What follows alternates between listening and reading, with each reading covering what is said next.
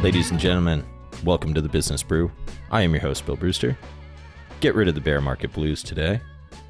Listening to your boy, Tom Morgan, one of the more interesting humans I've ever met. I was fortunate to meet him in New York. I had a kick-ass dinner with him and a bunch of guys that I met on Twitter. Next time we'll get some females in the house. I don't know what to say about this interview except for I listened to it because I listen to my own shit. And I thought that this was a really great interview, and I wish that the host had stayed a little bit more present on certain questions, but I think the host is doing his best, so I forgave him for some of it. Long story short, Tom's great. I think this is a fun episode to listen to. I hope you all like it.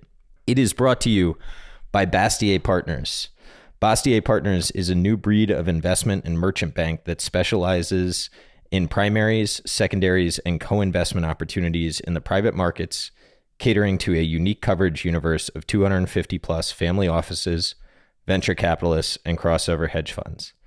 While sector generalists, the firm specializes in fast-growing technology and technology-enabled businesses, advising companies on primary capital raises and creating liquidity events for founders and early investors via secondary transactions. The firm also advises fundless sponsors and GPs on co-investment opportunities.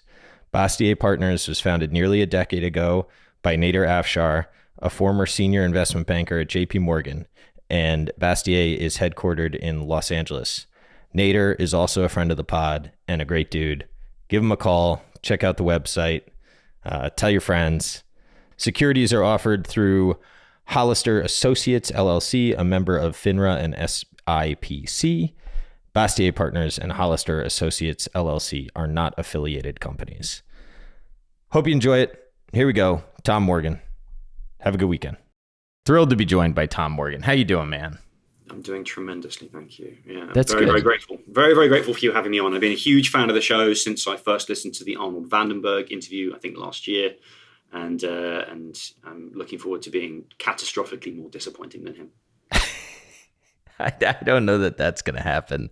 We were talking about the evolution of the show, and some people have asked if I still drink on the show. And some of the earlier episodes had a lot more editing than the later episodes have, because I come in relatively sober now, or completely sober. You know what's tough about it is I want to do, like, the idea was to have like a Rogan-y type show. I mean, I'd like to have it more informed than him, but the problem is once you get like real guests that have real careers and people are actually listening, kind of hard to get them drunk, and do all that. So it's gotten a little more G-rated, I think. I think the problem is that, it's like the third beer game of pool philosophy, right? Where like on your third beer, you suddenly become good at pool, at least in my case, right? But you've got to hold it at exactly that level, right? Yeah. There's a certain level of inebriation where I think you're probably going to get more insightful. And then once you tip so hard, it's just basically you're just going to be like slurring and gobbling nonsense. Yeah, that's fair. I mean, to which you could just say, well, we'll scrap the episode. But But I don't know. Some people don't want to come on and be more insightful, right? Some people want the sales pitch, but I think I tend to get people to open up. Yeah, I've not heard that. Yeah. We were talking right before we started, and when I said, let's flip it on, you were talking about you have experts come in to the office, and a lot of people will lead with their opinion, but you like to have an expert accurately describe how the world is. Do you want to sort of talk about that a little bit?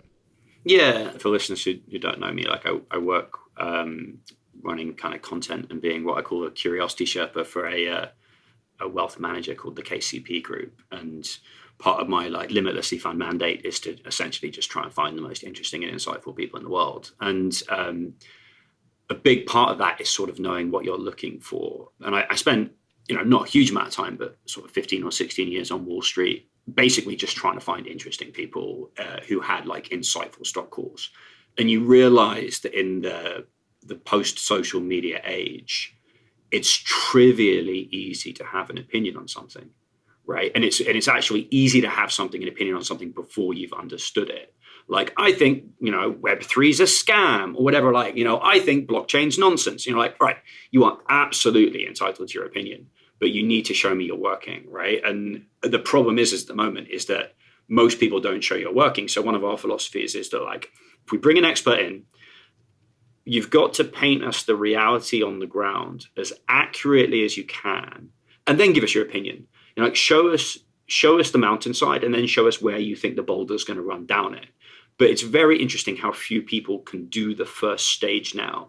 And it sounds trivial, but it's not. But reality has become so fabulously complex, and all these systems have become so interrelated that just in a markets context, knowing what indicators to watch is just like, it is sort of almost half the game. Yeah. I think the other half is executing a strategy, right? It's easy to have a plan. The execution's what actually matters. Right. And knowing that you have the call when you have the call, right? I mean, like, I'll give you a tangible example. Like maybe the best call I've seen in my career was this guy from GavCarl, Dan Wang, who writes an annual letter every year that's super long and super involved. And the start of last year, he was like, everyone spent their pandemic in their pants watching, Netflix. And I basically read every piece of turgid Chinese propaganda I could get my hand on. And you know what? I think they're going to crush the internet industry. They're going to crush like the trivial business model innovation tech that is the cornerstone of the American markets, right? And I was like, holy. And so we had a call with him, but it was sort of like understanding the magnitude of what he was saying, because he was kind of like inadvertently ahead of $2 trillion of market cap destruction. If you looked at what the Chinese did to their tech industry after that, like it was just such a huge call. And I don't think even we capitalized on it enough in being like, wow, this guy has done exactly what we look for, right? He's shown you a reality by having done more work than anyone else that appears to be true. And then he's showing you the propensity of the system, which is that, guys, I think this is going to end very badly if you're a Chinese tech company. So it was a masterful piece of work. But like, you only find one of those a few times. I'll tell you the best call I saw last year was Chris Bloomstrand. And I think a lot of energy FinTwit made it too, but he wrote a thread following this weekend that he hosted. And I think the thread somewhat misrepresented what was going on. And I think, it's somewhat captured, but certainly I can tell you what was said in that room in a big way was get long energy. And that was November. And what did I do about it? Nothing. So isn't that fun? Well, I mean, it's actually, that's a really interesting point, because the Arnold Vandenberg interview you had, so William Green, who's a wonderful guy, he interviewed him recently for his podcast.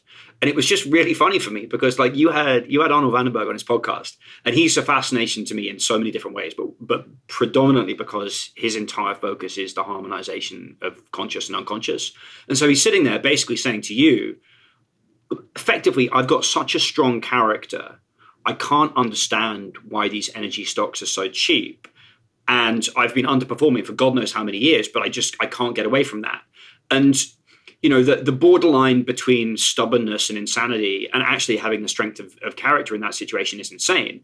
But then listening to him go back and talk on William Green's podcast, where all these stocks are like, up like several 100%, and he's absolutely roofed it. You're like, Jesus, right? Like, yeah. Like he, and the thing that interests me most about that perspective is that today's market has never been more reflexive and intangible, right? All these companies are based on digital intangibles. Michael Mauboussin's written about it, right? Which just basically means that the floor is harder to tell than it ever has before. So when you're looking at like someone like Vandenberg, who appears, as far as I can tell, to be sort of universally well regarded, it's basically down to the strength of your character.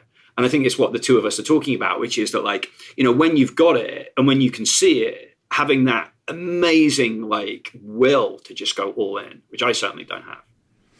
I think one of my favorite parts of that episode is that he pitched Commodities at pretty much the bottom. And even when people talk about the episode, that part never comes up. But I think it's, it's so easy to get lost in his story as a person that I think people overlook who he is sometimes as an investor. And I'm really glad that it worked out well for him, because a guy like that deserves it.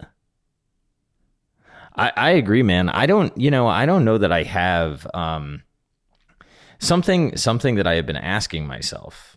And I think the answer is just simply, I don't.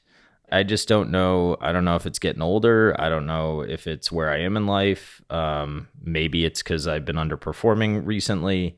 But like, I just don't know that I have the care to work hard enough to outperform anymore. Like, I met a bunch of people. I actually just talked about this with William Green, which comes out, I think, next week. This will be the following. But like, I meet these guys and I'm just like, you want it more than I do. I mean, just flat out. So I think the answer for me is I know what I own. I'm sure I could do a little bit. Well, actually, I'm not sure. I'm not sure if working any harder would help me do better over the next couple of years. But I think it's just like keeping the position on, believing in the research, looking for things that change, and just keep my head down. Try to execute the plan. But I think that is wildly consistent with what he says, right? Like there's almost like this, this Taoist paradox to it, which is like if you set out with the explicit goal of outperforming, and you compromise all of your approach and process and character in order to do that, chances are you're just going to get further and further away from the stuff you're actually good at.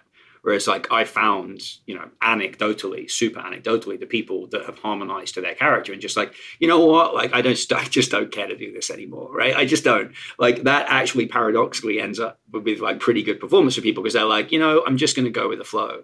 And they don't fight it as much. And don't get me wrong, people who have like the ultra high maintenance, like pod shop, line item on model approach, that works too. But there are a lot of ways to win this game. I think where I'm at is like, I understand pretty well the things that I own. I'm sure that there are a lot of people that understand them better than I do, right? Like really, really, really granular. But I think I understand the big drivers. And I don't think that I'm taking as much business model risk as I perceive in a lot of things that I look at.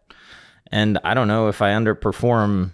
I'm not sure on a risk adjusted basis I actually care that much. And maybe I'm overweighting the quality of my portfolio. That's very possible. But I guess at the end of the day, I'm just trying to get to the end of my life and have more than I have today. And I'm just trying to do it in a way that I understand. So maybe I am a below average market participant, but if I get where I need to go, that's what I'm more concerned with. Well, but I think you've also fed into something else that I'm borderline obsessed with, right? Which is that I think the last 2 years show us beyond doubt that the premium placed on resilience is going to be structural. And I mean, like saying anything forward looking is going to be structural is probably pretty stupid, right? But like you look at these systems that are now kind of gradually like juddering themselves apart. And you're like, if you don't have redundancy in your supply chain, or you don't have that extra little bit of cash on hand, or you don't have a slightly overpaid workforce, right? Like you can define it in a million different ways, right? But as a business, if you don't have slack in the system, and if you've optimized this just for productivity, you're going to get in trouble the moment the environment changes. And that's something that I've learned from sort of a fairly obsessive study of natural systems. And then if you're not set up the same as a person, right? It's like, Morgan Housel's book where he's like, I keep more cash than I need to. And that's fine. Like the spreadsheet says I need to keep less cash, but I keep more. And I think the world that we're going into for the next 30 or 40 years is going to be very different from the one we just come from. And having a significantly greater amount of slack in every part of your life is going to be more important and may actually lead to outperforming as a consequence. What do you think is going to be different about the next 30 to 40 years? We'll put this in prediction, sure to go wrong. Yeah, absolutely. Everything I say is now guaranteed to be nonsense. It's a really weird bifurcation, actually. So I've just read 2 books, and so obviously I'm just going to repeat the last 2 books that I've read, right? But I just read Vaclav Smil's How the World Really Works, and then this week I read Peter Zahan's book on deglobalization. And Smil's book is basically like, you intellectual morons don't understand how huge and energy intensive the modern world is. Right, we're all sitting here in our digital business models looking at zero marginal cost, yada, yada, 5-minute grocery, whatever it is, right? And he's like, the world uses more cement in 1 year than it did in the entire 20th century. And entire first half of the 20th century. And there's no less energy intensive commercial scale alternative for that. Same in ammonia, same in plastic, same in steel. So he's like, you can think about these digital business models all you want, but you're not going to be able to get around that. And maybe human ingenuity will come up with something, but it hasn't yet. and we actually haven't reduced the energy intensity of our society. So like I can hear all the people listening being like, but things always get better. And he's like, yes, but we don't tend to get any less energy intense. And it's a very, very well argued book. And then on the other side, you have Peter Zeihan, who's the geopolitical strategist, and it's a much, much, much more sensationalist book. But he basically just lays out how the fracturing of the entire globalization system is going to lead to a zero-sum game that's going to get much, much, much more exacerbated by pretty terrible demographics everywhere. Like half the world is now breeding below replacement rate. And that's going to accelerate. And he thinks that, China goes from like fully urbanized to demographic collapse in the space of one generation. He's hugely bullish on the US and hugely negative on China. And I don't know enough to have a view on that. So like I said, there was a bifurcation. On the one hand, you have this like real world. If this starts coming apart, it's going to be like, it holds the potential for famine, war, like major crazy commodity inflation. And I think part of that is something I wrote a couple of weeks ago is that I think now monetary policy is kind of out of the game. Fiscal policy has to take over, and that's going to be a very, very different kind of market. And I think the second thing is that I have a much more weirder and pretentious viewpoint that I think we're accelerating towards a phase change in consciousness that will probably happen simultaneously with all the mess up in the physical world. But that makes me very, very optimistic. So I have this like weirdly pessimistic physical world view and very optimistic kind of cultural and kind of philosophical view. What's your view on consciousness? Well, this is weird, right? But I like weird. Let's get weird. Yeah, let's get weird. So one of the best books I've ever read, definitely top 2, is Joseph Campbell's Power of Myth. And in my opinion, Joseph Campbell is like a terrible writer, but this is a dialogue from, I think, a PBS show towards the end of his life with Bill Moyers. And he just basically is like, here's what all the myths mean across human culture. And we have the wrong word for myths. Probably we should use legends. But the idea is that if a story becomes really popular or stays really popular for several 100,000 years, it encodes information that's probably incredibly important for our evolution. So like my wife loves Real Housewives, right? And I take the piss out of her all the time for that. But then you realize if you look at like Robin Dunbar's work, he's like 60% of all human conversation is gossip. Why? Because if you're in a tribe, you need to know the state of mind of everyone else in the tribe, right? Otherwise, someone could cheat, someone can be behaving badly, someone can be behaving well. So it's existentially important for you to understand everyone else in your social group. So we're drawn to those stories, right? Because they confer a benefit. And Campbell's big thing was this hero's journey, which is almost a cliche. But basically, it's limitlessly interesting and sort of been like the thing that's fascinated me most over the last few years. And if you look at the prevalence of the hero's journey in like modern media, it's accelerating.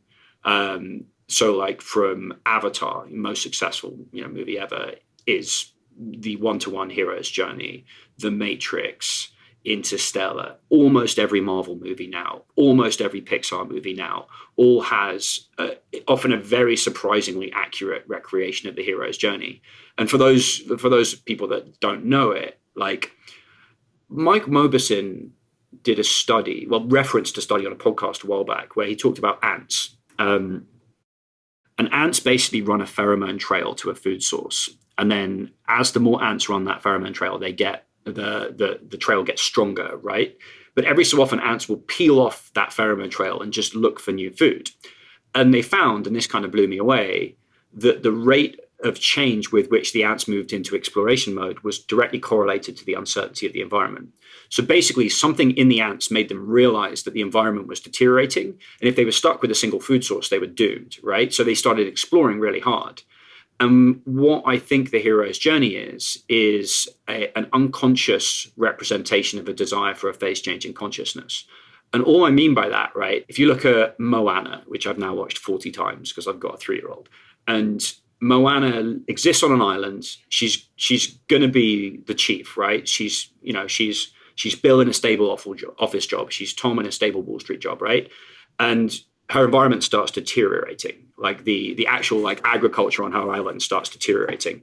And she gets this call from her heart to explore the ocean. And then she goes through a bunch of trials and tribulations. She crosses the threshold. of getting over the reef in her islands. She meets a bunch of different people. She encounters sort of the manifestation of the ego in this big crab who's only interested in outside appearances. But at the end of the day, she reconciles with the spirit of nature and returns her heart to the spirit of nature. And whilst that all sounds a bit hokey, all it means is basically a way for us to move away from our current very, very exploitative mindset towards something that's much more aligned with our environment. And our environment is signaling back to us that the way that we're structured, both kind of societally and neurologically, is not working for us. And the way that we know it's true is that we keep watching the same story over and over again. We keep watching all these Marvel movies about superheroes over and over again. And basically, like, we're unconsciously drawn to them. And if you ask people why they like a certain movie, they can't answer that question. But they're all heroes' journeys. And the reason why it's the hero's journey is because this impetus, like the ants can tell something's going wrong, we can unconsciously tell something's going wrong. You know, Squid Game goes mega globally viral. And Squid Game is just the inverse of the hero's journey. It's like what happens when you have a zero-sum environment where everyone's got shed loads of debt and they're competing against each other to the death, right? So all these stories going viral at the same time, I think, is an unconscious reflection of this shift in consciousness, if that makes any sense. I think it sort of does. I think what you're saying is that people are drawn to the stories because they kind of know that something needs to change in their life, and currently it's manifesting itself in media. Yes, that's exactly right. Yeah. If the demographic picture is accurate, which I from what I have seen, the data is that we are not replicating at the rate that we need to, and we're getting older, especially in developed countries. And you have debt, and you have sort of a shift back to maybe like a lifestyle that is a little less good centered or whatever. I have one of these brains that, like, my brain continues to lead back to low rates over the long term. It seems very like deflationary to me. Now, commodities could like really explode, but it all adds up to really low growth. Yeah, I think you're right. Like, I mean, I don't see how you can't not be. But the weird thing, right? So if I was a world leader reading either Smill or Zahan's book, right? And if you think we're going into a fiscal stimulus stage, you'd be like, well, shit, I've got to rebuild everything. I've got to rebuild all strategic industries on my own shores. I've got to, make sure that the low income people are being well provided for. I've got to rebuild my infrastructure. I've got to, complete in the state of the US, like, completely change state capacity. So like how you do that and don't generate inflation, I don't know. Yeah. Right. And so then you get into like sort of the death spiral we're in at the moment. So like short term, sure. Right. And like how you match the pension liabilities with like your entire country or your debt burden at like 6% rates, I don't know, right? And maybe we're about to find out. Well, the nice thing is you can probably fund your future obligations at okay rates, but we're going to have a big mark-to-market liability, right? Relative to, our liability is staying the same, but our mark-to-market asset valuations are going down quite a bit, right? Like there's been nowhere to hide. The 60-40 portfolio has had the biggest drawdown in history, I think. I don't know. It's so easy right now to get so bearish. I'm trying to push myself to think about, what are the conversations that we're going to be having in 18 to 24 months, right? What does the world look like then?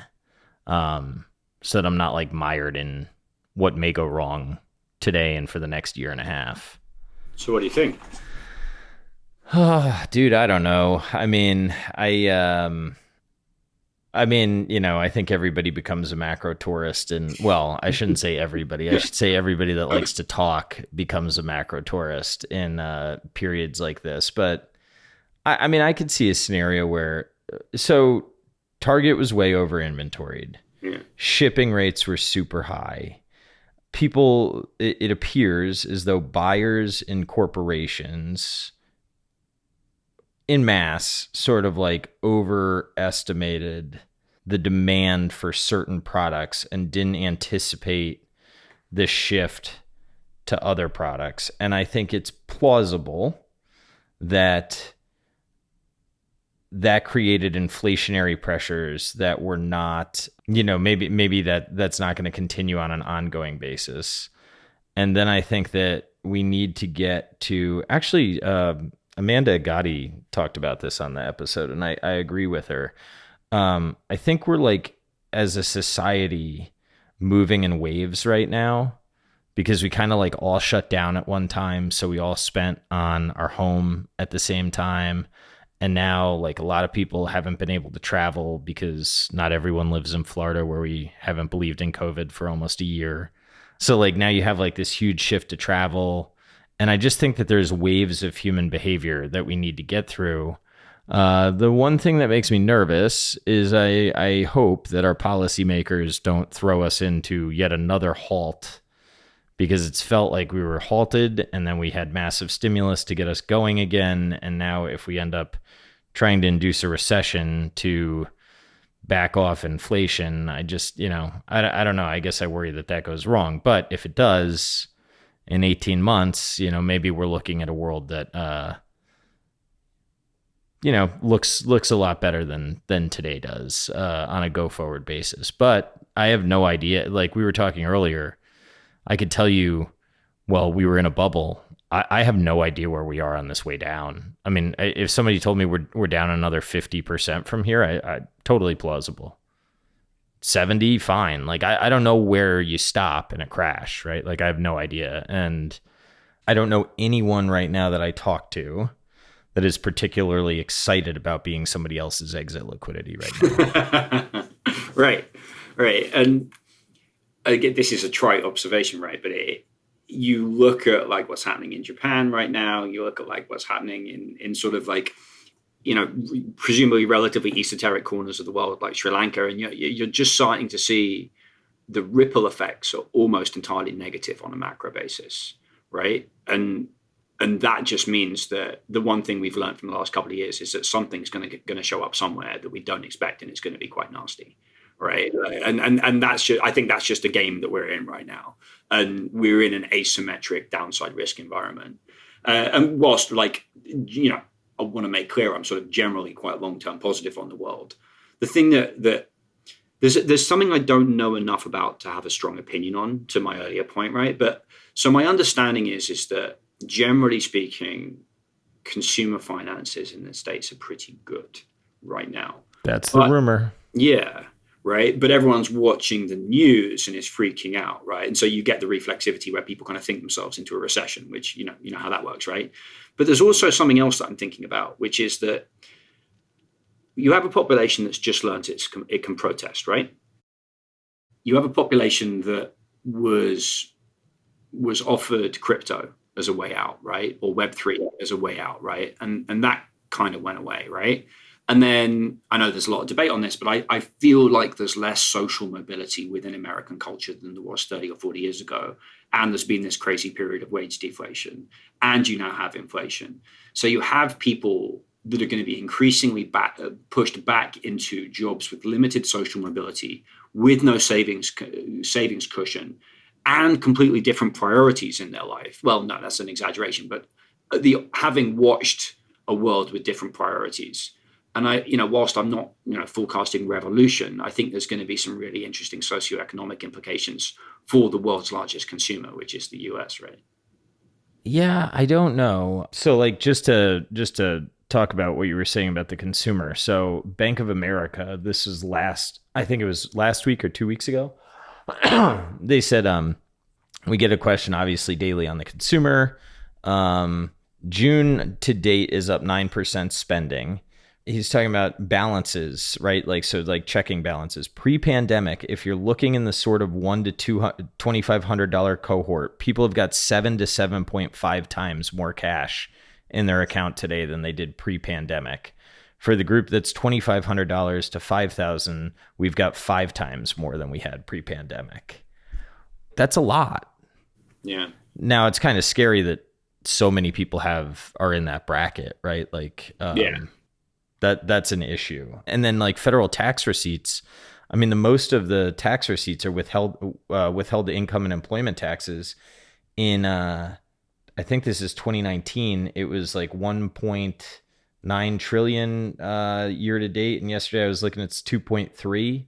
Like there's a lot more taxes being paid now, and the consumer's in a better shape than they've been in a long time. I kind of wonder if how all this manifests is like, I'm almost certain, which means call it 51%, that like there is going to be serious pain in importing emerging market countries. Yeah. And I almost wonder if we're in this scenario where like, and this strikes me as a stupid thought, but I can't help but have it. If like somehow we export the bad that some policies create, like just to the most vulnerable parts of the world.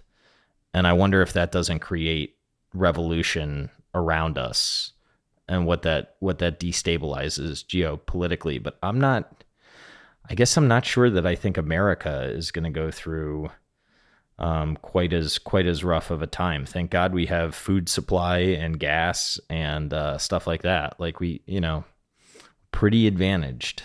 Oh my God. Well, that's Zahan's view down to a T, right? Which is that like we have Mexico on our southern border. That's one of the best demographic developing countries and still has, I think, a 6-to-1 wage differential, right? So it's not as good as Asia, but it's pretty damn close, right? So Mexico is like a massive advantage. We have, Canada to the north, which is about as stable a neighbor as you can get. And then we have great resources, actually pretty good demographics, which was news to me, relatively stable capital markets. And he's like, even the politics looks kind of dumb at the moment, but he's like, America can afford to have really petty debates because they just don't matter. They don't impact anything that's important. And so he's just like, actually, America is in by far the best state of the world. And if you get like major deglobalization, where he's talking about like 1 billion people dying of famine, right? Like then basically like the US pulls up the drawbridge, decides what shipping lanes it wants to police, and just leaves everyone else. And that doesn't seem that plausible to me. And maybe I'm overstating his argument.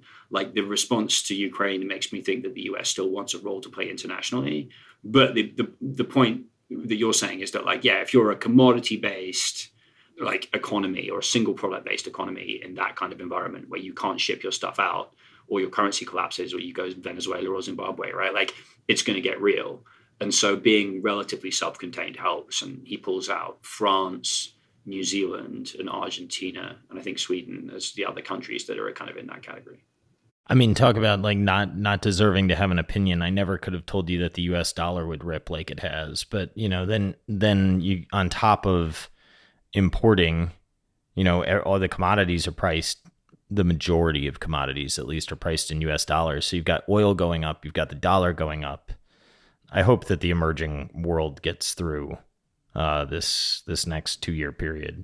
Yeah, me too. Well, I mean, the correlation between food shortages and political unrest is basically 1-to-1, right? Yeah, it sucks. My understanding is about 50% of Brazilian agriculture doesn't grow without fertilizer. So, again, going back to Zahan, because it's just top of mind, he's like, agriculture is the most globally interlinked of all of the systems, and it is also the most fragile. So if you miss a planting season, and that's confirmed by the conversations I've had with experts as well. Like, if you miss a couple of planting seasons, right, like this stuff gets baked in the cake a lot easier than, tech supply chain aspects. So yeah, what do you mean, like food shortages do? Yeah. If you don't plant the right thing in the right place at the right time, or one of the dependencies goes offline somewhere else because of some random blight or swine flu or something, right? Like the knock-on effects are really bad and they last a very long time. Whereas like you can repair a supply chain in certain situations really quite quickly, or you can get secondary sources. But like if you're the only person in the country that, in the world that grows, sunflower oil, there's literally no substitute, right? Like in certain situations. You know what I heard we have a shortage of? There is some, I want to say it's called DCP. I'm not going to, instead of spewing fake news here, it's a diesel petroleum additive. And apparently our trucks have to have it, and the engines are programmed to shut off if trucks don't have it. And there's a huge shortage right now because I guess we don't want Union Pacific This is all hearsay, so do your own due diligence, folks. But Union Pacific is the major importer, and they have said because DCP comes from Russia, they're not going to ship it. But like, we have a massive shortage, and what does that do to the trucks on the road if we can't get that? So you know what this all makes me think of, and I'm going to go back to Weird Town now because that's where I live, right? So there's this cognitive psychologist called Donald Hoffman, and I read an article that he wrote a while back, basically saying that like, we don't experience the world as it actually is. We experience the world as we've best evolved to see it, right? Like an earthworm has never seen a sunset because it's never needed to see a sunset, right? And a bloodhound's nose affords it an experience of the world that's dramatically more complex than ours. It's easy to understand how an earthworm would be able to see the world less well than us, but it's hard to understand how other species can see the world in better dimensions than us, right? And he just describes the way that we interact with the world as a desktop on a computer, right? So like when we open our eyes and we look outside, we're basically seeing the desktop. We're not seeing the way that the actual PC works. And that is like a metaphor for what I feel is happening right now in markets, that because of globalization and specialization over a period of like 100 years, all of the inner workings of the world economy have been completely hidden away from us, like a PC to a desktop, right? And suddenly people like you and I, but mostly me, because like I'm sitting in my bedroom in Manhattan, right? Like I'm not out in the real world. And suddenly it's like, oh, I can't get baby formula. Oh, well, that's really pretty bad because I've got 2 kids under 4. Right? Or like, oh, suddenly there's this, this component in diesel fuel that's critical to everything and has a massive dependency. And I just feel that maybe from an investment perspective, and I was thinking about this yesterday, was like, is trying to find these, I'm sure this is like an obvious thing to say, but is trying to find these fragilities, because it's going to end up with like gouging and like massive spikes and all this crazy volatility through the system. So where it's looking for things that are hyper resilient, it's also looking for things that are hyper fragile, because when they break, the pricing is just going to go bonkers. This is the commodity thesis. Right. And that's what I learned from talking to Jay Mintzmeyer, right? Like Jay has taught me a little bit about shipping, and we were talking about rates. And he was like, people say to me, well, if 15% of capacity comes offline because China shuts down, isn't that terrible to shipping? And he's like, well, what people aren't thinking of is everything's a price times volume game. So if you take 15% of capacity off and demand now exceeds capacity by, say, 3%, Walmart and Target are going to pay like through the roof on shipping rates to get what they need to the port. So you actually, on a P times V basis, end up with more aggregate revenue than you otherwise would. And in a high operating leverage business, you actually see good outcomes from what you would perceive to be bad. And this is like highly unvetted. But I think from what I'm learning from listening to some of the commodity folks is there's just like a lot of these materials out there that are really basic materials that, you can't just flip a switch. I have no idea what I'm talking about now, but it's hard to believe that Putin doesn't see this stuff. Right. And yeah, I have no view on how that all ends, but there's Matt Klein. I don't know if I subscribe to his Substack. He's an economist. I think he's brilliant. And like, he wrote a piece a while ago, and I think he went on the Odd Lots podcast to talk about it, where he's like, the Germans had a phrase called fixing the roof while the sun shines. And what they meant by it was actually like cleaning up their budgets when there was low rates, right? And he was like, yeah, but you should have actually fixed your roof while the sun was shining. And you look into Europe and you're now learning all of these lessons at the worst time in history to learn them, when rates are going up and commodity prices are at like records, right? Like you're learning you didn't build any of this stuff, right? And you've always been incredibly complacent about someone else being able to supply it.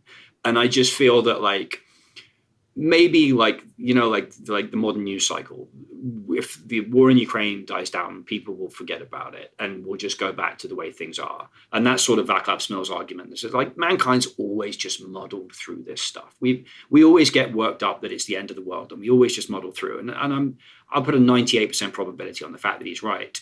But I also wonder, like, you've seen Macron basically say that, like, we need to rebuild our domestic industry. We need to rebuild our military. We need to double down on nukes, not literally, right? But you're seeing this, I think, across the world where, like, Putin saw all these weaknesses and dependencies and seems to have ruthlessly exploited them.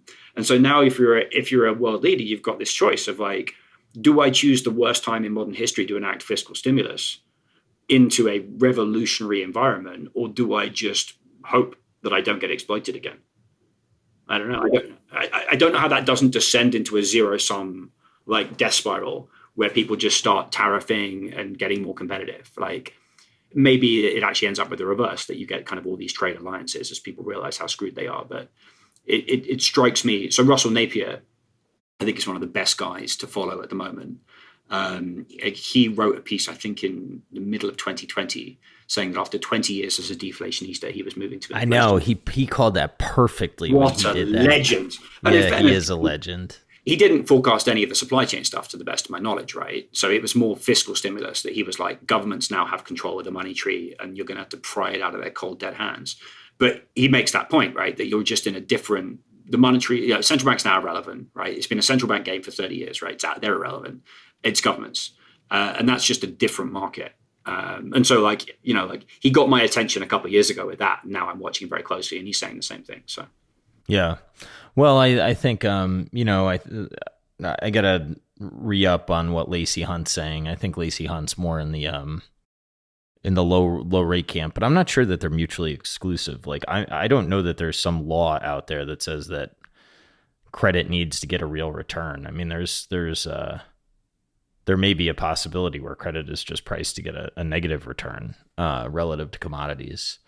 But yeah, I don't know, man. I mean, you got inflation going on, and it's a pickle. It's quite a pickle. I guess that this is the consequence of shutting down an economy and then trying to start it up. And I don't know how we fix it, but at least I know I don't know. I think there's a wide range of outcomes. I don't know either. And again, like, I wouldn't pretend to have a view, and I think it's an area where I'd be, like, incredibly weak in terms of analysis. But what I think I do have a sense for is of this sort of slowly, and in some cases quite rapidly, changing societal priority that call me naive, I think is going to hold. That basically, like, the people that are lucky enough to be able to work from home are going to hold on to that, and the people that realize that they've accumulated vast amounts of useless stuff are now going to focus more on experiences. And there seems to be sort of this global shift in consciousness that actually may end up getting accelerated through a terrible recession, that people are just like, screw this, right? Like, I'm not going to play this game anymore. So, like, I feel that that's in the air right now, and I keep seeing evidence of it everywhere. So it's like, as the physical world kind of judders itself apart, I think that people are going to have a very different approach to their own worlds. Well, I know that it's not a very popular topic in 2022, but I do kind of wonder if the metaverse has something to do with. It could be a cheap way to have experiences. We'll sort of see. It's a long, long, long way away, and it was a nice buzzword last year. But I don't know. I was looking at plane tickets recently, and there's demand destruction in this household. I can assure you of that. Yeah. I think a lot about the metaverse, and I think that the one thing that we're looking for, I think it's called far transfer, which is that are the things that you're doing in virtual worlds translating into some form of mastery in your real world, right? Like, I'm British, so I can't dance, right? If my Oculus or whatever it turns out can, teach me Dance Revolution and can actually turn me into, like, a good dancer, or, like, teach me how to be a great swordsman or martial artist or something, right? Like, that strikes me as I don't know, man. Like the metaphor is simple, right? I've been on Twitter like pathologically for the last 18 months, right? And if you use Twitter to watch angry anons, right, it's gonna obliterate your mental health. But if you use Twitter to do what you and I have just done, which is meet someone really cool and go on their podcast or get to meet them in real life or go out for drinks, it's been a step function change in the number of cool people that I've met. So whenever I look at people talking about digital worlds, I'm like, where is this bleeding into real life and how is it bleeding into real life? And I think the thing that really interested me about the first iteration of the metaverse was that a lot of the video games that were being created weren't shooting each other in the face in Call of Duty. There was a lot of that, but it was these infinite games that were creative and collaborative. And I think that also reflects what the generation wants. They want a less punitive economic system. And a lot of the older generation is like, screw you, work harder. And I'm like, well, cool. What skill set would you be getting right now in this market if you were 21 when everything is digitally fungible, right? So I look to what form the metaverse has right now for clues as to what's going to happen in the real world. And if it isn't a bleed over into the real world, it kind of scares me. The dinner that we went to, when was it? That was probably almost a year ago. Every single one of those people I met on Twitter. Yeah. Yeah, it's been nuts, man. That was a really fucking cool group of people to go to dinner with. Like, we had a great time. Well, that's it, right? Your ability to find people that you resonate with on a personal basis on Twitter is unbelievable. It's not your own friends being annoying, right, on Facebook, right? And you can weed people out really quickly. But I've DM'd a great number of my heroes on Twitter and had like a 90% response rate. And when I've met them, they say never meet your heroes. They've all been great, right? And it's just been a really, really phenomenal positive experience. But I think the broader lesson there is that if you can find ways of pulling digital worlds into the physical world, it will have meaningful benefits. But if you're using it as a way to withdraw, that strikes me as a lot less positive. Yeah. It's funny. I don't know if I just had this conversation, but I have a lot, so I'm going to have it again. And if people have to listen to it twice, they got to listen to it twice. But what I have realized from Twitter and how I use it, and I guess I kind of knew it anyway, but I didn't. Now I think it's pretty obvious. Is like I have a uniquely good skill at networking, right? And it's like lighter fluid on that. And that, like, when I said that I didn't know if I really wanted to outperform, what I'm really actually saying is like, I'm not the guy that's going to read 10Ks all day and outwork somebody behind a desk. But this is the skill set that I have that I bring to the table. And I need to, I get more enjoyment out of providing education, entertainment, and some form of self-help. I mean, the amount of inbounds that I get that people are like, dude, I listened to your pod and it changed the way I think about this, or that Arnold Vandenberg really meant episode really meant something to me. That's so much more meaningful to me. So I don't know. I think what I'm really saying is I want to lean into whatever it is that is going on that I think you and I are both tapping into. I think that's what I care about a lot more than portfolio performance. Let me take it back to Crazy Town again, right? And this is a super crazy tangent, but I just noticed when you were talking just then, and I'm sure people don't see the feed, but you just kept pointing at your heart whenever you were talking about the way that you feel about things.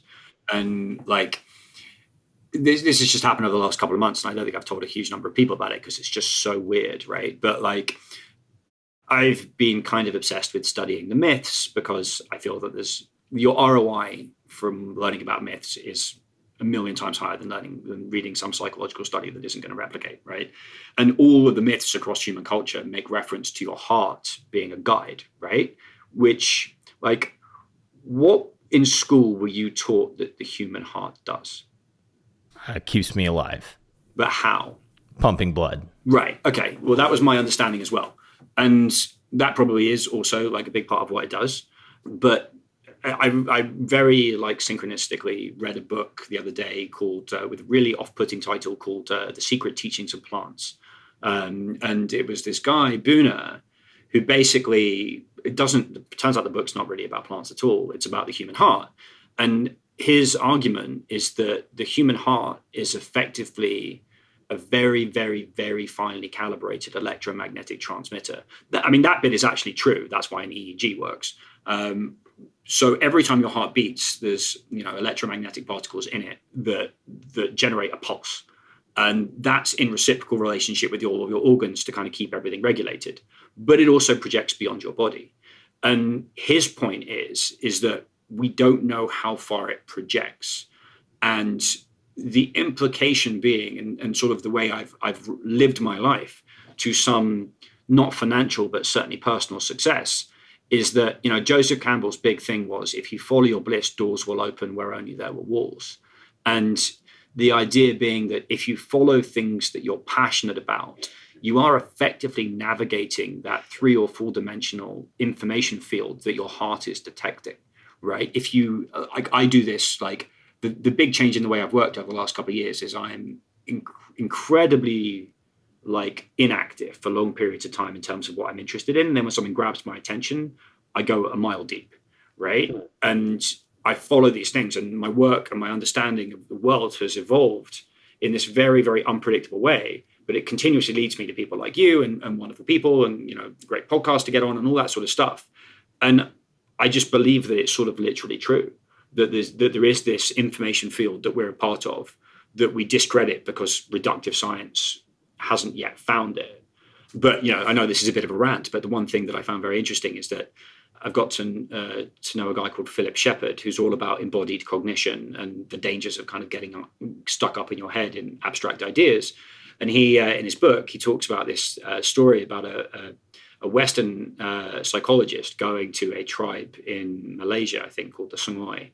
And he talks about how he takes one of the tribesmen to see the ocean for the first time. And the tribesman just stands on the beach watching the waves for a few hours, and then goes back to the rest of the tribe inland. He's never seen the sea before. He calls a meeting. He's like, guys, I've just seen the big water. It covers the whole earth.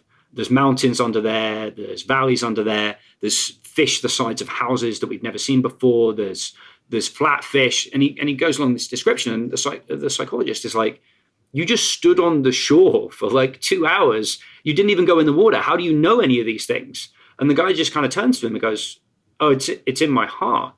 And that sounds absolutely absurd until you think about it as sort of an electromagnetic sensor, because they basically talked about it as this ancient way of knowing. And what's interesting is that the Western guy, Wolf, was walking through the jungle with them one day, and he'd done 6 continuous days in the jungle trying to learn this means of perception. And one day, Ahmed, the same tribesman, turns to him and goes, find water. And he watches him try and listen, try and smell. And the tribesman just stops him and goes, no. The water's in your heart. And he just drops in and suddenly sees the whole jungle in 3 dimensions and just sees where the water is inside a cup of a plant and walks over to it and pulls it away. And he just kind of has this through the matrix view, right? And all of this may be complete nonsense. And I'm sure many people listening to it think, Jesus, this is nonsense. What's this guy talking about?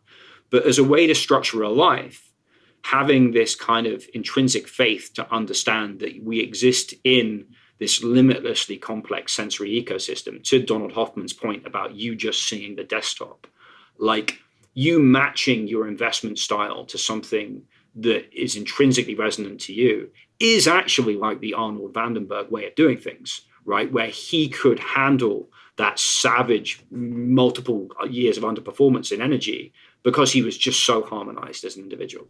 Yeah, I think that the problem, my Achilles heel is that I'm not harmonized as an individual, so I tinker too much. So part of what I'm trying to do is put blockades up around myself to not allow myself to tinker. For instance, was I lucky or good? Probably 80% lucky and 20% decent. But when oil went negative, I bought Occidental bonds. I think they were yielding 15 or 16%. I probably should have held those, right? And I flipped out of them to go into something else. And now they would be, on a risk-adjusted basis, probably my best investment. And I do stuff like that where I think I have a good idea, and then I don't let the idea play out. I would say that would be like if I could be critical or my biggest criticism of myself is that, and then probably too quick of a bias to yes as opposed to a bias to no. Are those things about yourself that you think you could or should change? As a human, no. As an investor, I should probably at least figure out some safety walls around them. Well, because you could look at it in two ways, right? Which is that, like, one of my favorite stock market quotes is, if you don't know who you are, the stock market's an expensive place to find out, right? Like, and so you can look there at kind of this constant investor self-improvement and be like, I've got to take on the traits of all these other people who are successful, right? Like, the cult of Warren and Charlie on Twitter, right? Like, whereas it's just like, well, no, maybe you should just be leaning harder into your idiosyncrasies and foibles, right? Like, yes, be rational, right? But also understand where the intuition is. And that's something I've realized recently, is that, like, what you should be doing, speaking of someone who's a terrible investor, I might add, but like, is get reps at the things that you want to get good at, and then your intuition will get better.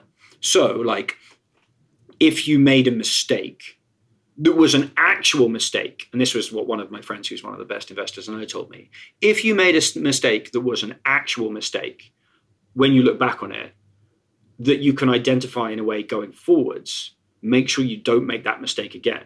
But just looking backwards and saying, I should have done X, is useless, right? Because there was nothing to learn. But if you can do a post-mortem on it and be like, all right, I've now created a feedback loop where I'm never going to make that mistake in similar circumstances again, that works. But that's much harder to do. And to the point that you were saying earlier, you probably need to have a real-time journal of what you were thinking before you made the mistake, so that you don't litigate it afterwards and say you were thinking something you weren't, which is something, Jim O'Shaughnessy's taught us both. Yeah. I have this theory on some of Buffett's bets that maybe it's just what I'm talking to myself that I should do. By taking a position in an equity or a debt security, I'm by definition saying, my time horizon, almost always, right? I mean, unless it's like a 6-month treasury that I'm buying for a cash substitute, my duration is almost always at least 3 years. To cut that short, I think truncates whether or not I'm correct or not. Now you can say, well, did the model that you built coincide with did the world change? Did the model change? I just think that my weakness is I have a holding duration versus a theoretical duration mismatch sometimes. And I need to be willing to just let the bet play out. I think I'd be a much better investor if I did that. So that's what I'm trying to remind myself, especially in a bear market. Dude, I mean, like, if I had a penny for, I spent 15 years on the sell side, right? And if I had a penny for every institutional investor I met for the first, who are we meeting? And they'd be like, we only invest in high quality compounder GARP stocks, and our holding period is longer than all of our competitors because we believe in time arbitrage, right? That was like 80% of all the meetings I went into, right? Saying exactly the same script because it was the one thing that all the consultants would want to hear. And then you actually watch what these people do, right? And it is just it's got nothing to do with it. And obviously that's a blanket statement that isn't true of everyone, right? But it's the same for everyone. And I guess it's if you've noticed a major mismatch that you're only holding stocks for a month and your desired holding period is 3 years, right? One of the two of those dissonances have got to close, right? Yeah, and I think that the answer is the guy spear, just lock yourself in. I mean, but yes and no, right? Again, just look at survivorship bias, right? Survivorship bias, what is it? The average lifespan of a company in the S&P is now 15 years, I think, and it was 50 years ago, right? And do you feel like the next 2 years are going to be more benign or less benign as an environment, right? That creates a huge tension where it's wow, if I just hold my Apple position for the last 20 years, it's yeah, but a shed load of companies have gone to zero. And if you look at all that, JP Morgan does a great report on this called The Agony and the Ecstasy. And it looks at the statistics behind which companies lose their value and never recover. It's something crazy, 40%. I pulled that number on my butt, but it's it's a bonkers number and the survivorship bias with it. So it's just like, buy and hold's great if you've bought the right hold, right? Yeah. Yeah, and I think the other thing that I've sort of evolved into is I used to think, well, if I bought it higher and now it's down 30%, like it's a way better deal. And now I've realized, like, well, either I'm missing something or actually it's justified to be down, and not adding is potentially as correct as adding, if that makes any sense. I mean, it's all very nuanced, right? It's all super hard to know when you're wrong and when you're not, which is what makes it fun. Right. And you go and do that backwards, right? Like, I think everything I try and do in my life has a feedback loop in it, because my habits suck, right? Like, terrible. Like, I'm the least effective life hacker in the world, but I have realized the one thing is like, is there a feedback loop? So like my Whoop, like, just tells me not to drink, and it rewards me when I do cardio. Two things I don't want to do, but I quite want to win like the leagues I'm in with all these ridiculously athletic people I know, right? And like, if there is a feedback loop in your performance where you actually understand why the errors were made, I mean, that's like, those are the ingredients for flow, right? Yeah. But the problem is with investing is it's such a noisy environment that you often don't know what mistake you made. And I guess the other thing that's tangential is that, like, again, today's market is so digitally intangible, you get reflexive negativity where people don't want to buy an at-home bicycle to work out on because they think the at-home bicycle company may not be around to support them in X number of years, right? Like, so like you get these death spirals that I think, when it was much more of a tangible economy, you didn't really get that so much. It's easy for Arnold to have conviction on energy because we need energy, right? But I think it's harder to have conviction on second tier stocks. Although what was interesting is that when I went to Capital Camp, and I know you were there as well, is that I spoke to a lot of people, and there was actually a consistent message from the public markets investors I spoke to, which was infrastructure software. And I know nothing about the space, but like, not all software is equal, and SaaS is a different business model than it was in any previous cycle. And Gavin Baker has this term first lien, where like, people will pay their bills for this software before they pay the first lien on their debt, because it's just so ludicrously mission critical. And I think there's a lot of logic to that the everything is in digital is intangible argument obviously is a false dichotomy. Yeah, you just have to be super specific on how you define first lien debt. To your point, it's not all mission critical software. Some is just sort of tangential stuff. So I don't know, man. I don't know the answers. I'm out here trying to learn in public. I hope I haven't. The hardest thing is like that Curate idea that I had. Was objectively, I think, a good idea, and now it's down whatever, like 50% all in, and like it's hard to want to talk about an idea, but also tell people to do their own work, and then also not feel like a burden to tell people when I sell, which I tried to do, but like I was obviously louder liking it than I was selling it. And part of that, it would be undeniable to say that, like, I really like all the people over there. I think that they're great people that I've met. I don't want a table pound selling that, because it sucked to have to sell that. So there's like this, I just, let's put it this way. There's a lot of guys that have come before me that have said a lot of things that I'm starting to see the wisdom in. Yeah. And that's helpful, right? Like, there's knowing something intellectually and there's actually knowing it in an embodied sense, right? You can circle around the same idea for 50 years before you actually is like, oh, that fortune cookie actually makes sense because that's what it actually feels like, right? Like having an emotional understanding of it is different. I was on the sell side, so I never really had enough skin in the game, but I psychologically relate one-to-one to the idea of being like publicly associated with an idea that is down 50%, that then like you have to either own or disown. And then like, how loud do you want to be when you sell it?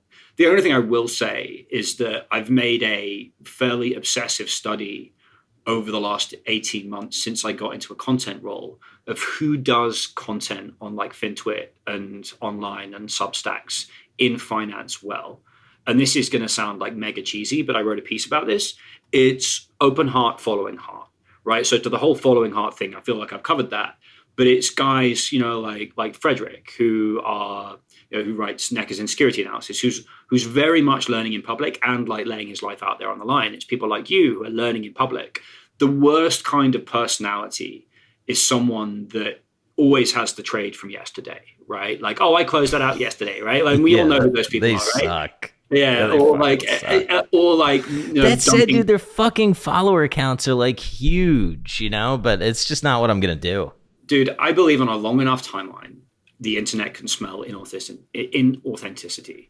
Yeah, and I think we've seen it over the last 12 months. And when those people say something dumb or do something dumb, they get canceled so fast because they don't get the benefit of the doubt. Whereas I feel like if you did something dumb or said something dumb, you have goodwill from your audience where people are like, yeah, he made a mistake. And actually you get more credibility, I feel, from owning your mistakes as long as you do it in a way that's sort of consistent with your own integrity. And I see that all the time. But it is a stunning consistency. And I mean, like, did you listen to Druck's interview with Ira Sohn? Mm-hmm. Yeah, I thought it was quite good. Yeah, everyone's listened to it, right? But he's like, I've been doing this for 45 years and there's no historical analog, right? And I'm like, all right, who else in today's market has been doing this 45 years? Right, hands up.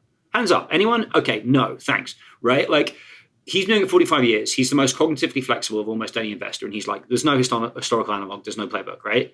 And he's like, you've got to approach this with maximum humility. I'm like, all right, if one of the Pantheon guys says that, should you have more or less humility? And if you have less humility, you better have a really good argument.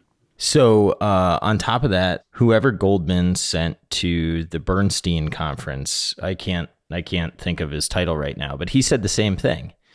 And I posted a quote from him and somebody popped into the replies. They were like, come on, this is 1973. And it's like, okay, I mean, I get that. That's nice for you to think.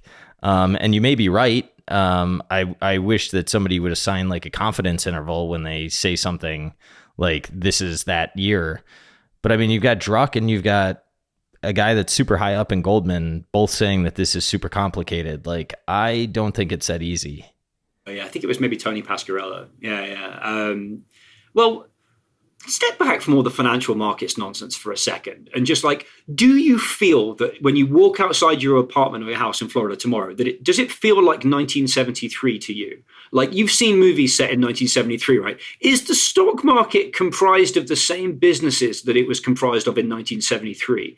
Is the world interlinked to the same degree that it was in 1973? Are the financial markets as complex as they were in 1973? Like, it might be a helpful analog, but saying this is like equivalent to any other historical date, like, just apply a very basic common sense check to that. Yeah. I mean, the issue that I have is I'm not, I spend my time trying to talk to people that I think can educate me and help me understand things. And in that way, I somewhat outsource some of my history reading because I'm not like, I would much rather get on the phone and talk with somebody that enjoys history than read it myself. And I'm not as close to the source on that. But so I really don't know what I'm talking about when we start going back to financial history. But I will ask Jamie Catherwood. Yeah. I'm way more interested in what he has to say than my personal opinion, right? Because he's the expert, and that's how I try to use social media. Yeah, in that way. And I think it goes back to sort of our simplistic mantra at the top, which is like, and this was told to me by someone on the buy side. It was like, know what you're using each person for. And also, it might not be what that person thinks they're good at, right? And it not necessarily that any person's a contra, right? But like, you can't do everything yourself. And actually, we've seen the humiliation of expertise, right? And if you just have go-to people that you know are better than average on certain things, and you build out a slate of that. I mean, that's all I do basically for a living. Is I find the most interesting people that I can, and I platform them either at my firm or in my writing. Because I'm like, this guy's either seeing the ball really well, or he's got a really differentiated view that's worth flagging up. And I think I did get a lot of reps doing that on the sell side, where I understood what the buy side wanted to hear. And I went through, if you go through 150 research reports a day for 15 years, like, I don't know how many that is, but that's a lot. And you get pattern recognition for spotting things that are insightful. And so, like, if I've got a skill, it's that. Like, I've never generated an interesting insight of my own, but I think I'm reasonable at finding people that can generate them. That's interesting. Yeah. By the way, the guy was John Waldron. I looked. I wasn't. Oh, sorry. Yeah. It's okay. That's interesting because I almost feel like I'm doing something wrong, but that is my strategy. Right. So like I had a guy at Berkshire and he came up and he was like, dude, you're going to raise a fund. And I was like, I promise you, I'm not going to raise a fund. And he was like, why do you say that? And I said, well, either my returns are good enough and I'm not going to need one and I don't want one because I don't want that. Or they're not good enough and I can't raise a fund. Both of those fork to no. But I said, but what I could do is I could help guys like you that have good returns but don't think you can market raise a fund.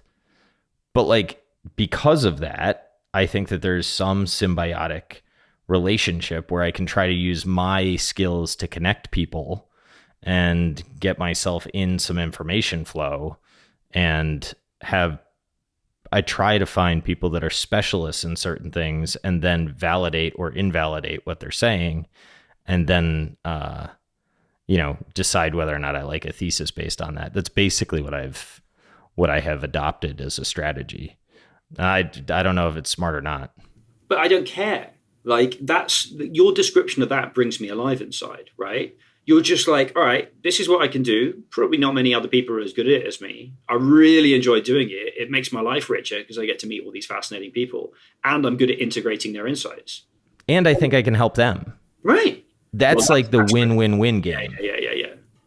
That's critical. You can tell people playing multi-iteration games in this business and the amount of good stuff that comes back to them, it sounds like a cliche, but it's not. Like, I've just seen it all the time. And I've watched it, funnily enough. I mean, I watched it through downturns that I started off on the sell side in England, and English institutional investors are different from American ones in that American ones, particularly in the early 2000s, often conflated aggression with intelligence, right? Like, I'm going to scream at you and you're going to respect me on the hedge fund side. And that was much more a part of the MO. Whereas UK guys were just more British about things, more friendly, right? But there were a lot of people that were really bad to the sell side for a bunch of different reasons, right? Like, just really, really disdainful. And they didn't realize that the sell side is effectively the best recruitment operation you can imagine. That when all these guys lost their job in LA, they never appeared again. No one wanted to help them. And I just, to anyone listening to this that is on either side of those fences, bad behavior gets noticed during a downturn and everyone gets humbled at some point in this business. And if you're out there visibly playing a multi-iteration game, I feel like it almost always works out for you. Do you miss the sell side at all? I miss the sell side of 05. I think the sell side now, I spent a year selling data, credit card data, and you just realize now the level of information flow and complexity and what you can add.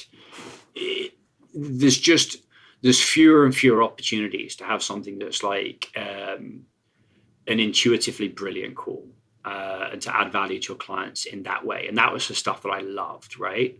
Was just oh, wow, I've seen something and I think it's legitimately alpha generating.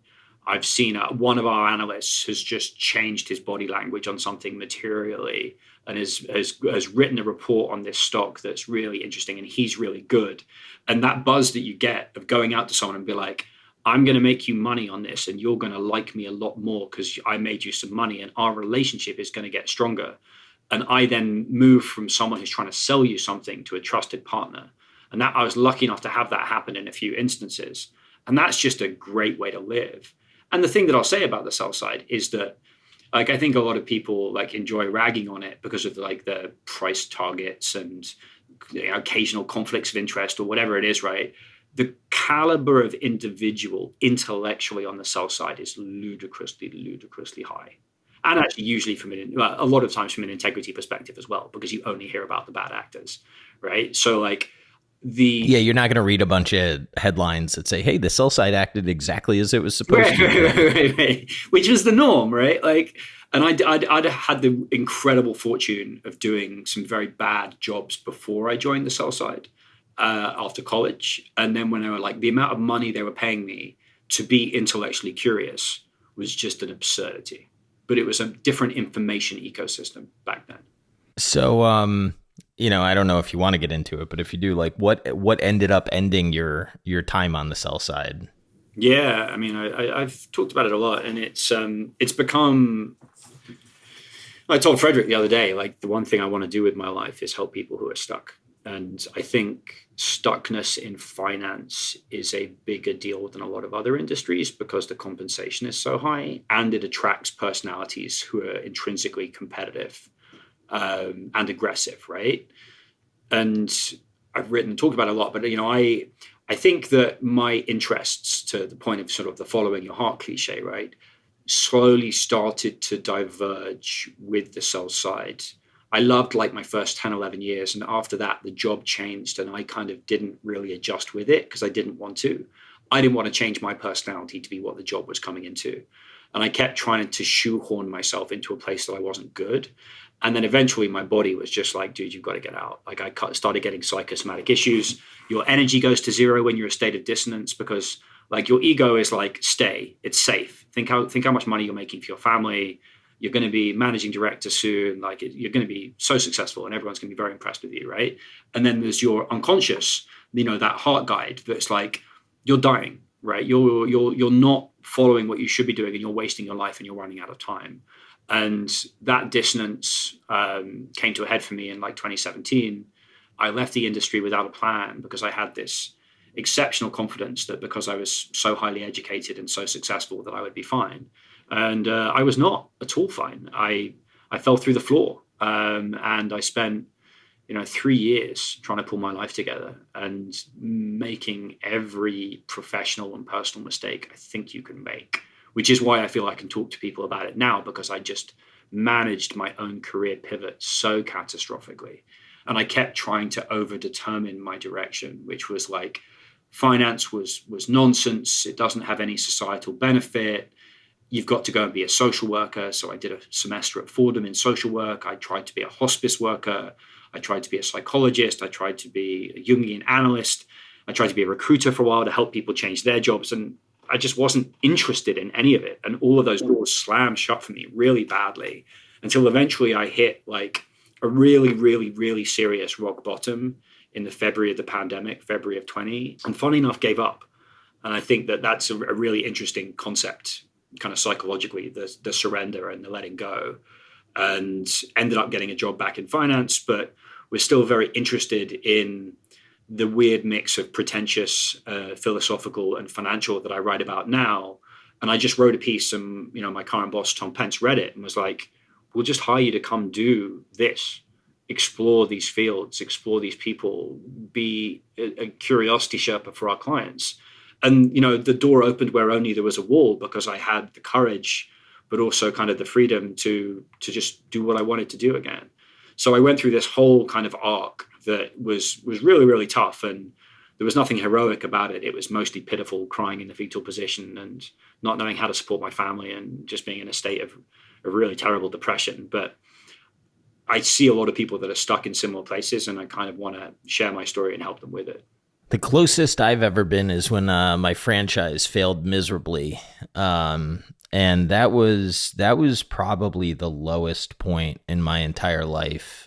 And I would say if I blow up my portfolio, it'll be the second lowest. But I don't think I'm at that kind of risk. But I guess going through that with a family would be, at least I was young when I went through it. Going through it with a family would be really tough. I mean, it was, right? Like I was in a state of total abstraction, like that I couldn't connect to anything or anyone. The only emotion I could feel for at least 2 years was shame. I was incapable of feeling anything anywhere. And when you have a 1-year-old boy, that's problematic. And I think there were a lot of interesting and crazy different reasons for that. But what's interesting subsequently is that, could you hold him and feel love when you felt shame? Yeah. Nothing. There was one moment where it broke through. And it was a bit like that moment when Andy Dufresne plays opera in The Shawshank Redemption, and you kind of get this momentary beauty. And I told my wife that night, I was like, I think I'm finally out of this. And I went back in for like another year. But it was just that I finally felt something in my heart for the first time. I was like, oh, this kid's going to love me unconditionally. And then it went away. And it was shit. It was brutal. It was absolutely. It must have been so lonely. Must have been lonely for your wife too, by the way. Oh, horrible for her. She's a saint. I mean, yeah. Any normal person would have divorced me. Well, because that's why you married her. I mean, the thing that I was told by the mental health system in New York is that I wasn't ever going to get better, right? They were like, I was dead-eyed, right? Like the eyes of a shark, right? There was no light in me anywhere. And everyone I met in sort of psychiatry and, you know, the medicalization of the system was like, oh yeah, he's done, he's broken. Like he's never going to get better. This doesn't get better in people. And so for her to stick around when I just couldn't help the family because I just had a constant voice in my head, just droning constantly negative things. So I couldn't think proactively about anyone else's needs other than my own. It was a state of total isolation. But, you know, the thing that I would say is that the first thing, when I speak to people sort of my age, up to sort of 50s and 60s, who are stuck, the one thing that comes back is family. And there's a line from Carl Jung that is maybe the most terrifying and resonant line I've ever heard, which is, there's no greater burden a child can bear than the unlived life of the parent. And I look at a lot of people with 4 rooms in Connecticut. Jesus, right? That is profound. Dude, it's brutal. It's brutal. But we know it's true, right? Look around. For sure. That's why I had my reaction. We know it just hits me like a sledgehammer every time I hear it or say it, right? And these guys are like, I can't downgrade my family to like a 2-bedroom apartment because I want to explore my creative outlet. And what I've said to people is that like, you're just thinking about you being unhappy in a smaller apartment, right? And like having screwed over your family, right? Like your kids would actually probably like you more, right? You'd probably be around more. I had dinner with some friend of mine the other night, and he was I think notionally very successful, but in a bad spot. And his 10-year-old turned to him one day and said, "Daddy, why don't you smile anymore?" And he said that was it. That was a turning point in his life, and he just changed it up, and had the courage to change it up. But it's like, we think our family wants more from us from a material perspective than they do. And frankly, if your wife only wants the material things from you, you've married the wrong woman. And if your kids only want an extra bedroom, you've raised the wrong kids, right? Like if your kids aren't happy for you, as long as you don't go about it irresponsibly, I don't think it's material things that keep people trapped. To an extent, yes. I put a poll out on Twitter that, you know, was relatively modest, but I was like, people that hate your jobs, if I could cut your salary by 40%, but guarantee you would come alive inside, would you take that trade? And 70% said yes, right? It's not the money that holds people in, it's the uncertainty. It's that it takes about 3 years to do a career pivot in midlife. It's that when someone like me comes out and it's like, I've got a skill set in a particular area, but I don't know where to go next. That getting lost is brutal. And I think what we need as a society is more people on the other side of the desert, right? Like Moses, I'm not comparing myself to Moses here, right? Nor do I know a lot about the Bible, but like Moses got the Israelites to go and spend like 40 years in the desert because he's like, there is a promised land on the other side. And I think for people who are stuck in professional situations, there aren't enough people that are like, all right, I went through this and now I'm thriving, right? You know, I personally make 25% the money I made when I was 28, right? I'm not financially successful, but I'm one of the happiest people I know now, right? And a lot of that is having been broken into a million different pieces by the transition phase. And I just think that if we can amplify any voices, it should be those voices rather than like the guys who have like grifted themselves to the top. Yeah, I agree with that, man. It's funny. Man, I don't know. I've got a lot of thoughts as you're talking, but one of the things that you said is like, if your wife needs the material stuff, you married the wrong person. I said to my wife, I was like, look, we're building this house and, we've been building it for a while and it's objectively like her dream home and mine too. And I said, like, if the stock market gets that much worse, it may not be prudent to hold it. It's not like, oh, we have to sell it, but we should probably sell it depending on the bid. And she just looked at me and she's like, I'm fine with that, right? Ugh. And I was like, oh, that is so dope. Yeah, dude. Yeah. You chose wisely. Okay, cool. Yeah. And like we just bought something that's probably going to be a rental, but if we end up in that, like it's a super nice life. Like there's nothing wrong with that. It's a really nice house. And to have her just be like, I don't actually care about that shit. I don't know. It was like freedom, but having that conversation and the build up to that conversation felt horrible. Yeah. And I think there's always so much tied into that, the persona that we have to adopt and the lack of tolerance for people who are notionally unsuccessful. And I think a lot of that is one of the worst parts of American culture, which is if you're unsuccessful, it's your fault. It's no one else's fault. It's your fault if you're unsuccessful. And I just don't think that's true for a lot of people. And there is a survivorship bias, and there is a lottery to it. And don't get me wrong, like hard work's like crucially important, but I just don't see people tweet about their failures very much. I don't see people tweet like, I don't know what I'm doing and I need help. Can anyone help me find a new career path? Right. And a lot of those people call me after these podcasts and like DM me, and I try and work with as many of them as I can. But it's like, I think we need to be part of this whole like phase shift, I think, is being louder about that transition, because there's going to be a lot of people that want to transition and don't know how to do it. And the greatest tragedy is that it's guys of my age, you know, in their 40s, who are just cast to one side. And, you know, the sales traders that end up selling life insurance because it's the only thing they can do. And they just gradually become less and less differentiated people until they're like human thumbs drinking themselves stupid every weekend, you know? Yeah.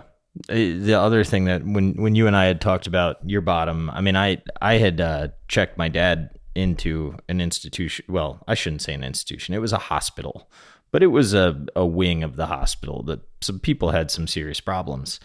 And, you know, he went through a divorce, and he didn't sleep for a really long time, and he was abusing caffeine, and it put him in a manic state.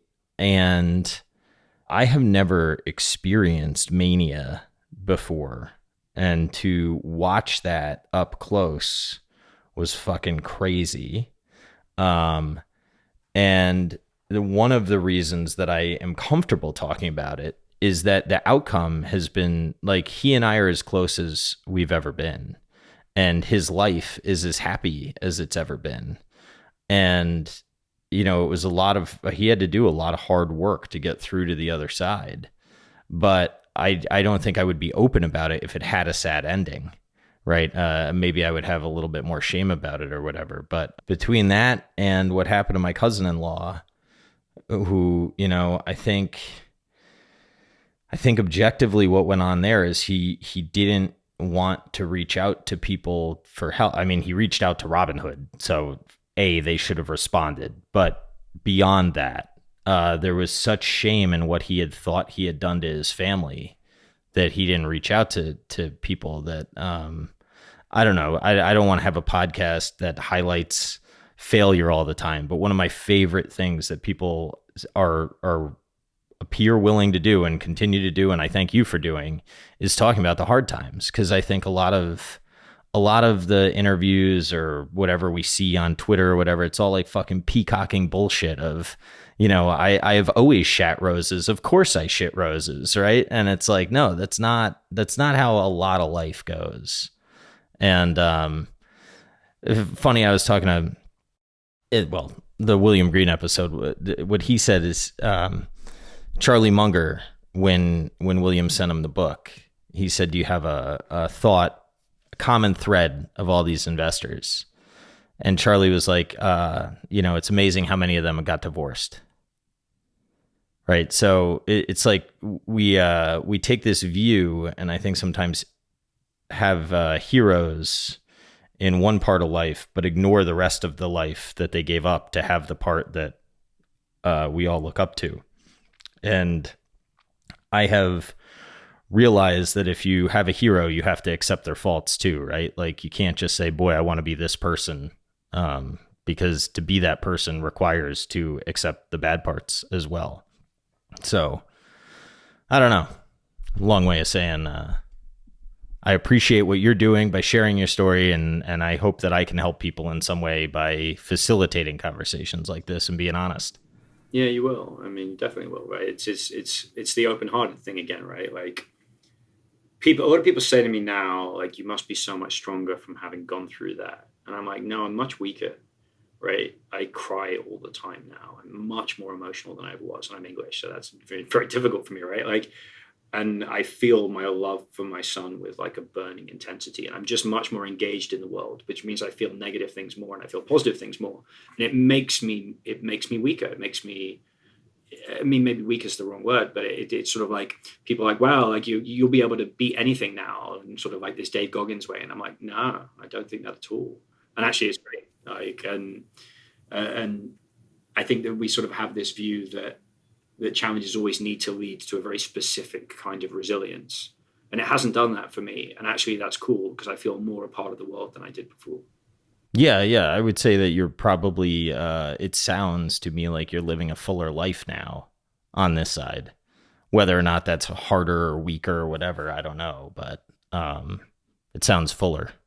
Well, I mean, it's like to bring, business and investing back in, like the universality that I've noticed from everyone I've studied is a receptivity to outside information, right? That their ego doesn't overwhelm the outside information. And Druck or Tepper would be like the extreme examples of that, right? Where they're just super crazy cognitively flexible.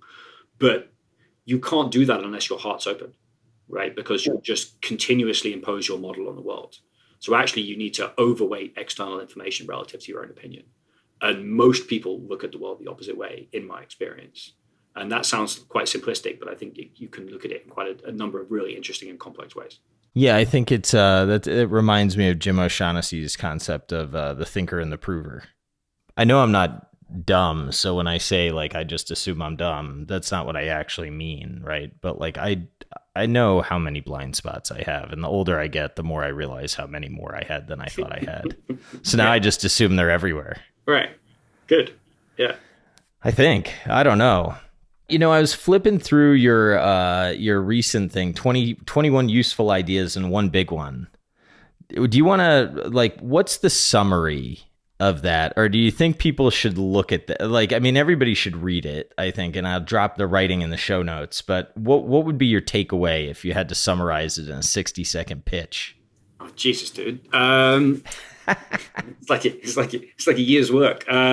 Is that how long it took? Yeah, it's beautiful. I think it's great. Oh, thank you. It's a listicle, so I feel like people like listicles. But it's every idea that I've ever found recurrent and meaningful. But it's all Arnold Vanderberg, basically, right? So like all of these things are about how you weight unconsciously received information higher than conscious information. That basically the level of conscious awareness we have is designed to trick us to be confident in everything we know. And we're constantly getting all this unconscious information that if we learn how to interpret it, operates at a much, much higher level of fidelity and is a much, much more effective guide for our lives. And you look at someone like Arnold, and I disagree with a lot of the more woo stuff that he talks about, right? But he's basically just spent his entire life harmonizing that balance. So William Green introduced him on his podcast a few weeks ago, where he's like, in 25 years, I've never found a better role model than Arnold. And I know nothing about Arnold's life other than what he's talked about in your podcast and his. Like, I don't know about his home life or any of that stuff. But, Frederick and I talk all the time about, like, you just dig a couple of layers deep on these guys' personal lives and they're a mess, right? Or they've acted terribly. And we also think that you have to find a way of discerning and integrating the best of people without discarding the whole person because they've done or said something stupid. So you don't want to go too far. But the people that have seemed to manage this Taoist balance, their life goes way better than everyone else because they're sort of matched their character to what they're supposed to be doing. And I think that, well, I mean, I can't end a podcast without mentioning this, but there's a dude called Dr. Ian McGilchrist who wrote a book called The Matter with Things, and I interviewed him for my work in December. I think it's certainly the best book I've ever read by a very long way. If it's true, it's one of the most important books written in the last couple of thousand years. And if it's not true, it's still the most effective metaphor for cognition that I've ever found. It is a true masterpiece. And basically, it explains what's gone wrong with our neurology and how it's affected culture and what a pivot back to the other side would look like, which is the thing that I've been exploring for the last year. Like I wrote something that I put out that I linked to in the ideas piece that's sort of a 3,000 words on what it's about, which is a good start because it's a 1,400 page book. But I was going to say it's even $40 on Kindle, dude. Yeah. And I mean, this is why you talk about patient wives, right? Like because I was interviewing him, I had to read it in a month or 5 weeks, and it was 3 hours a day for 5 weeks. But I realized after I went onto my iPhone screen time that I was still doing an hour of doom scrolling on Twitter a day. So I went from 4 hours doom scrolling to 1 hour of doom scrolling. So I was like, oh, actually, was this as big a challenge as I thought it was? Yeah. But yeah, no, like I would urge everyone to read it. It talks about this balance and rationality and intuition in a way that's got a level of sophistication that's dramatically higher than anything I've ever read. And Christ, I think he's actually got it right. I think what he's saying is true. And if it is true, it's the biggest idea I've ever encountered. All right. Well, there you go. I think that's a good place to leave people with some homework, and maybe you'll come back on someday, and we can probe into it. I love it. Yeah, please. Thank you so much for having me on. It's been a delight. Dude, thanks for saying yes. I really enjoyed talking to you. It was fun hanging with you at Capital Camp. We'll see if the market doesn't crash and I can still afford airline tickets. I'd like to come up to New York. Oh, dude, I'd rather go down to Florida. Yeah, totally. Well, you should do that in the winter. We got space that we can put you up in. So feel free to come. Bring the fam. Thanks, man. I will.